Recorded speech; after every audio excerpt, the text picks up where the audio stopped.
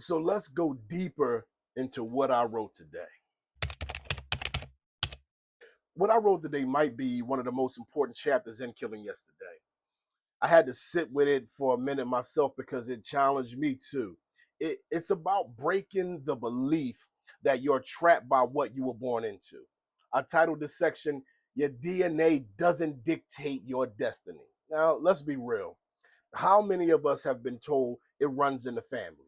Poverty runs in the family. Addiction runs in the family. Anxiety, anger, broken marriages, all passed down like a last name. At some point, we stopped questioning it and just started expecting it. But today, I wrote about rejecting that mindset completely. And I dug into the science because this is not just like motivational speaking. This is backed by real research. There's a field called epigenetics. And what it teaches is really revolutionary. Your genes can be influenced by your environment, your mindset, and your emotional state. In other words, you're not stuck with what your family handed you. In the book, You Are the Placebo, Dr. Joe Dispenza says epigenetics teaches that we are not doomed by our genes and that a change in human consciousness can produce physical changes both in structure and in function in the human body. Let that sink in. You are not bound by your blood, you are bound by your belief. And the moment you stop believing in the limitations that were passed down to you, you create space for something greater. You can literally think your way into a new genetic expression of your genes. You can shift your biology with just your mind. That is not fantasy, that is scientific fact. Then I moved into something just as powerful, generational healing. Now, we talk a lot about generational trauma, and it's real, but we don't talk enough about the fact that healing can be passed down too.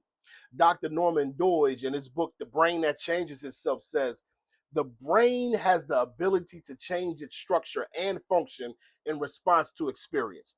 That means who you are is not fixed. You can rewire how you think, you can change how you see yourself, you can stop living under a story that started before you were even born. So when I say you're not cursed, I mean that literally. The only reason a family keeps going through the same cycles is because people keep agreeing with it. They keep feeding it. They keep wearing it like it belongs to them. But what I wrote today is a reminder that you have the right to stop it. You don't have to wait for someone to give you permission. You don't have to wait for someone else in your family to change it first. If you decide to break the pattern, that's enough. Breaking cycles doesn't mean we erase the past or act like it didn't happen. It means you refuse to let it control your future. You acknowledge what happened, but you no longer give it the power to define who you are. You choose a new identity. You create a new path. You become the one who changed everything. So I ended today's writing with a challenge, a mirror check. When you look at yourself, make sure the identity you see is not tied to a myth, not to a curse, not to someone else's fear, not to a family history that you were never meant to repeat. Look at yourself through a clean mirror, one that reflects your possibility, your strength, your power to rise. Because once you see clearly, you can't go back. Once you know the truth, you can't unknow it. That's what I wrote about today. And I hope it speaks to something in you because Killing Yesterday isn't just a book, it teaches a process. It's personal, it's spiritual. It's the decision to live free from everything that was never meant to define you. And if you are ready, it's your time to walk into that freedom. Every day I'm going to come on here and talk about what I wrote that day. And I just hope that you guys just follow the journey and that what I'm teaching actually helps change your life.